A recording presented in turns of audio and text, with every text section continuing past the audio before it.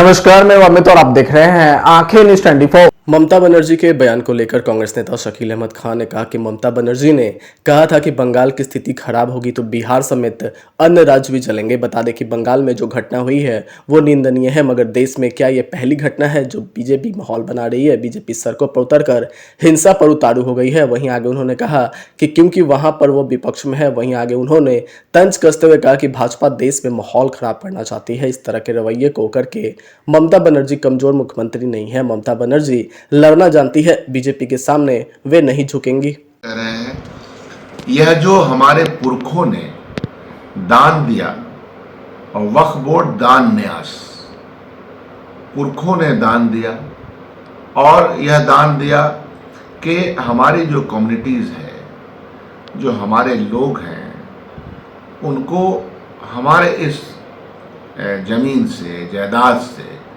आने वाली नस्लों को फ़ायदा हो, यह एक बनाया हुआ है।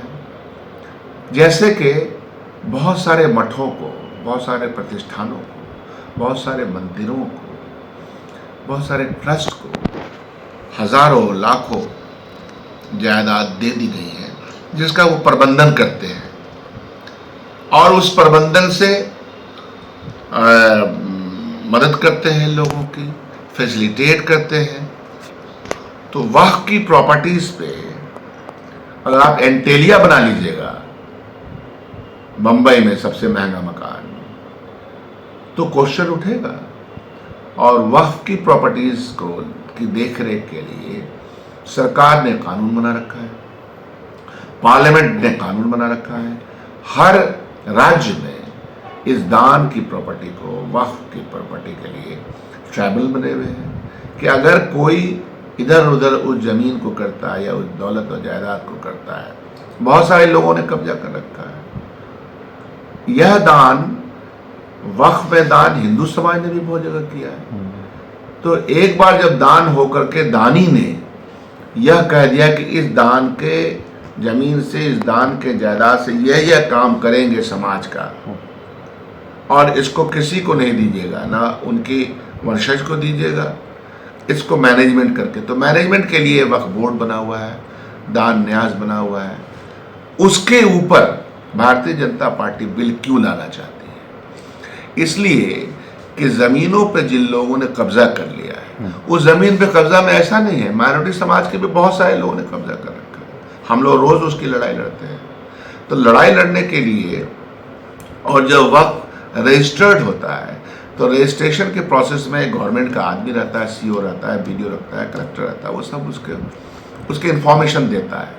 कहीं पर भी कोई अतिक्रमण है जो वक्फ के बोर्ड पर, और वक्फ के बोर्ड पर, वक्फ की ज़मीन पर सरकारें अपना स्कूल खोलती हैं, कॉलेज खोलती हैं, सरकार को भी देती है ये, लेकिन उसका एक तरीका होता है। जैसे बिहार में रेसिडेंशियल स्कूल 6-7 जगह तो मुझे मालूम है कि वक्फ की प्रॉपर्टी पे बना है और कोई दिक्कत नहीं है इसमें, समाज को कोई दिक्कत नहीं है। मान के लीजिए ना, समाज के अच्छे काम के लिए, एजुकेशन के लिए, तालीम के लिए, तरबियत के लिए ये वक्फ का लैंड है। जैसे मधुबनी में, दरभंगा में, किशनगंज में इसी सरकार ने, जो भाजपा के साथ मिलकर के चला रहे हैं, उन्होंने प्रॉपर्टीज लिया है और उस पर स्कूल बन रहे हैं। कितने स्कूल, कितने कॉलेजेस उस पे बने। और अब मैं पूछना चाहता हूं कि जो लोग चीख पुकार कर रहे हैं, कितना जमीन का दान दिया है सरकारी स्कूल बनाने के लिए? पहले हमारे पुरखे दिया करते थे, आज के दिन में। तो इसीलिए ये सारा एक शगुफा खड़ा किया जा रहा है। समाज भी लड़ेगा, इंडिया गठबंधन भी लड़ेगा, क्योंकि न्याय संगत बात नहीं है। भारतीय जनता पार्टी चाहती है कि वक्फ के बहाने अक़लियत समाज सड़क पे आ जाए, और सड़क पे जैसे ही आ गया तो उनको हिंदू मुसलमान करने में मजा आ जाएगा। ये मजा लेना चाहते हैं क्योंकि वो फेल हो रहे हैं, रोजगार देने में फेल हो रहे हैं, खुशहाली देने में फेल हो रहे हैं, किसानों को राहत देने में फेल हो रहे हैं, औरतों को सम्मान देने में फेल हो रहे हैं, बूढ़ों को, बच्चों के लिए इंतज़ाम करने के लिए फेल हो रहे हैं, शिक्षा की व्यवस्था, स्वास्थ्य की व्यवस्था देने में फेल हो रहे हैं, और चंद घरानों को खुश करने के लिए, चंद घरानों को ढेर सारे दौलत देने के लिए हमारा और आपका कॉमन आदमी का देने का वो प्रयास में लगे हुए हैं। तो यह तो इस देश का हिंदू मुसलमान कोई भी बर्दाश्त नहीं करेगा। अगर किसी मंदिर न्यास का जमीन लेने का कोई बिल आए कि नहीं इनके पास बहुत जमीन है और इनको दे दिया जाए, इसमें बड़ा घपला हो रहा है, अरे घपला हो रहा है तो उसका देख रेख कीजिए ठीक से। अगर वक्फ बोर्ड में कहीं घपला हो रहा है तो कानूनन उसको देख रेख कीजिए ना। मान लीजिए कि मेरे घर में आग लग गई तो घर को फिर ठीक करके घर को एबंडन छोड़ देंगे, नहीं आप ले जाइए इस घर को, हमसे नहीं चलेगा। तो ये तरीका ठीक नहीं है। मैं तो अपील करना चाहता हूँ खास तौर पर आपके माध्यम से नीतीश कुमार जी से, आंध्र प्रदेश के जो मुख्यमंत्री चंद्रबाबू नायडू की से, चिराग पासवान से, मांझी से, कि आप जानते हैं कि क्या हो रहा भारतीय जनता पार्टी के। आप भारतीय जनता पार्टी के आइडियाज पे चलने वाले लोग नहीं हैं, इसलिए आप अलायंस में हैं। आपकी जिम्मेदारी बनती है कि इस तथ्य को समझें, इस तथ्य को समझते हुए काम करें, और मुझे आशा है कि इस बात को वो समझेंगे। वक्फ की प्रॉपर्टीज पुरखों की दान की हुई प्रॉपर्टीज है और कागज पत्तर कमजोर है, ठीक किया जाएगा।